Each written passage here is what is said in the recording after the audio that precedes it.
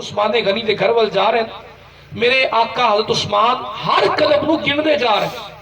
ہر قدم گن دے جا رہے ہیں۔ آپ نے پلٹ کے پوچھا عثمان کیا کر رہے ہو؟ رضی اللہ تعالی عنہ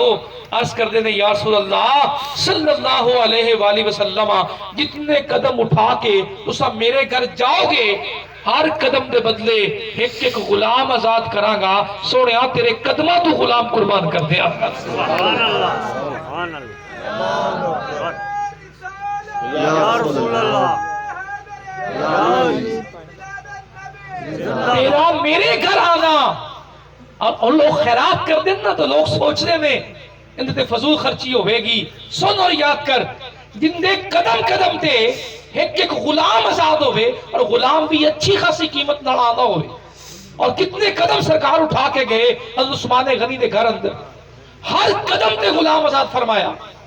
اور دوسرے نمبر تے حضرت امام حسن پاک نیکی اور خیر دے کام میں سن لے، آپ جمعے دی نماز پڑھا کے نکلے، ڈیر مال غنیمت دا مسجد لگیا ہویا، بہت بڑا ڈیر لگیا ہویا، ایک شخص جلدی بڑھیا، اس نے آپ کی جتی مبارک سدھی کر دیتی، آپ نے فوراً حکم فرمایا جتنا مال غنیمت دا ڈیر لگیا ہے سب اس نو دے دے۔ قریب ایک کھڑا شخص بول اٹھا، کہنے لگیا لا خیرہ فی الاسراف، فضول خرچی اندر کوئی نیکی نہیں۔ امام حسن پاک نو کہنے لگیا فضول خرچی اندر روچی بولیے، روچی بولیے، فضول خرچی اندر کوئی نیکی نہیں۔ آقا امام حسن دا بھی جواب سنیے، فرمایا لا اسرافا فی الخیر، نیکی دے کام میں جتنا بھی خرچ ہو جائے کوئی فضول خرچی نہیں ہے۔ سبحان اللہ نیکی دے کام میں جتنا بھی روچی بولیے نا، امام حسن پاک دا فتوہ آیا کہ نیکی دے کام اندر جتنا بھی خرچ کر دیتا جائے وہ فضول خرچی،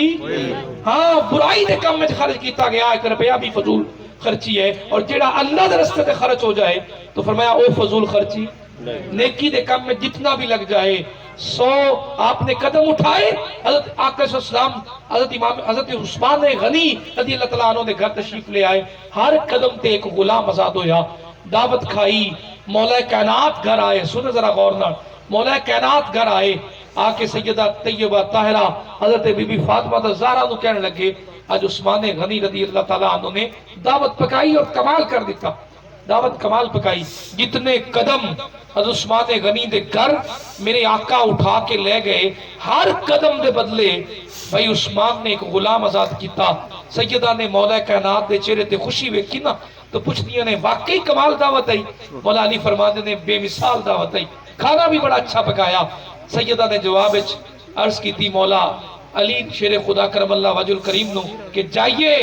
اور بابا نو کہیے کل ساڑھے گھر دعوت ہے، سبحان اللہ کل ساڑھے گھر دعوت ہے، کل ساڑھے گھر آیا جائے۔ دعوت دا ٹائم رکھا گیا، سرکار دو عالم صلی اللہ علیہ وسلم آنا شروع ہوئے، حضرت بی بی فاطمہ زہرا نے مصلی بچھایا، عرض کی تھی مولا تیری دربار چو کدی نہیں نظر اٹھائی، کدی نہیں ارادہ بدلا، ہر لمحے تیرے در میں جڑی رہی، آج اپنی بندی دی لاج رکھ لینا۔ برتن اللہ دی بارگاہ وچوں کھانے نال بھر گئے، اور سرکار دو عالم صلی اللہ علیہ وسلم جتنے قدم اٹھا کے آئے، سیدہ نے ہاتھ اٹھائے، ہاتھ اٹھا کے عرض کی تھی مولا تیرے محبوب جتنے قدم اٹھا کے